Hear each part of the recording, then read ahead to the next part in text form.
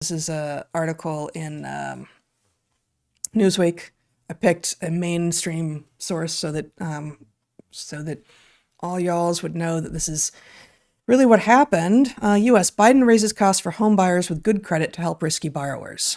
And that's basically, that's what it is. Home buyers with good credit scores will soon be facing higher mortgage fees as the Biden administration seeks to close the racial homeownership gap and get more first-time and low-income buyers through the door.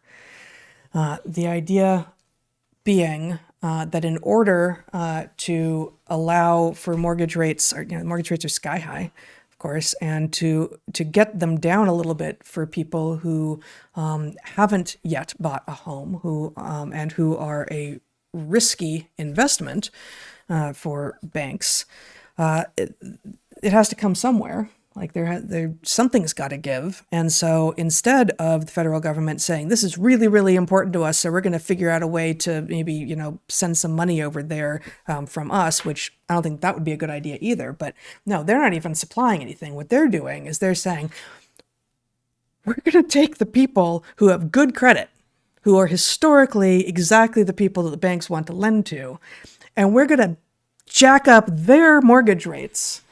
And then use that additional revenue that's coming from them to help the people with bad credit get into mortgages. I am not sure I've ever heard a stupider idea. And it's not the stupidest idea I've ever heard. There are a lot of equally stupid ideas out there, but I don't think I've actually ever heard a stupider idea. It's a dumb one. It's really dumb. And it's like, it misses everything about game theory. Like, everything. So, I think we are once again at the point during COVID. At some point, you and I realized that there was a very clear pattern. Everything that was recommended was the opposite of true. Right. It's an amazing fact. It is. First of all, you got to really know your stuff to get everything upside down, right? These are experts. Right. I guess they are. They may not be on our team, but right. Wow, they certainly seem to know really something. Know their stuff. Yeah. So anyway, we're seeing that in so many different places, right? Yep. And this is just another example where it's like, oh my God, there's a virus. Close the beaches. What? You want people to go home? Really? Yeah, especially if you've got sick ones at home. Yeah. Right. Corral people together in a building where they're not going to make vitamin D. Keep the windows closed. Right. Every bad idea. Well, it's almost like something, I know what people will say, but the point is, look, saboteurs couldn't do better, right? They would have to work overtime to figure out the number of things that we are now apparently willingly doing to ourselves. Either that or saboteurs have somehow gotten in and are doing it for their own reasons. But that would seem to be the more parsimonious explanation, wouldn't it? At some point, when the chain of authority is feeding you upside down insight and backwards advice, and they're actually going to start penalizing people with good credit. Well, but I mean, look, and apparently, and I did not go deep on this, but I think I intuit from just the couple of lame articles I read that people with variable rate mortgages are actually going to see their monthly costs jump for mortgages they already have. Yep. If they got into a mortgage with decent credit and a decent rate, according to the modern version of a decent rate. So it's either sabotage or it's pandering. If the idea is that the blue team is now the team of losers, right? No, I'm sorry, but this is the logic of the situation. Look, I'm going to be honest. Okay. I believe that there's a reason that we never get free of communism, even though it's a terrible, terrible game theoretically broken idea. Yeah. And the reason is competition breeds all sorts of things. It breeds a difference in well-being, only part of which is productive. Right? There is some aspect to which the competitive economy produces wealth for people who contribute. That's what it's supposed to do. It also produces a whole fuckload of rent seeking And the people get very wealthy doing stuff that is not producing any value and is in fact destroying value. And that's galling, right? So that's all true. But it is also true that in a competitive environment, there are people who will properly calculate that they don't have what it takes to compete.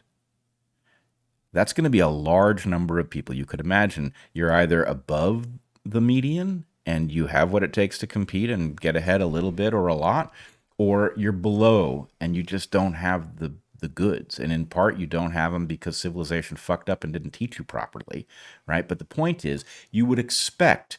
And what Barry is talking about with regard to the move into cities where your work is not your work, like you don't have purpose that is driven by the actual work that you're doing. You don't have meaning. You're vulnerable because if the slightest thing changes, if ChatGPT makes your job go away, there's not some program that says, we'll take care of you. That wasn't your fault, right? So all of those things are going to cause people to routinely, if you are on the losing side of that median and you don't have the tools to get ahead, then the point is, well, why don't we just gang up on the people who do and transfer some stuff? Yeah. Okay.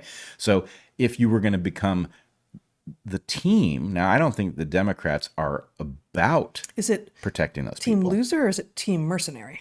Well, it's team con artist because what they're really doing is they are servicing their actual constituents, which are very wealthy, successful competitors, but they have to win the power with which to service those actual constituents somewhere, and that means they have to fool voters. They've got to pander to voters well enough that they actually have some power that they can then monetize. Yep. And so the point is, if they decide, our voting bloc are people who don't have what it takes, even though that may be in large measure downstream of them having screwed up the policy that might have given them what it takes.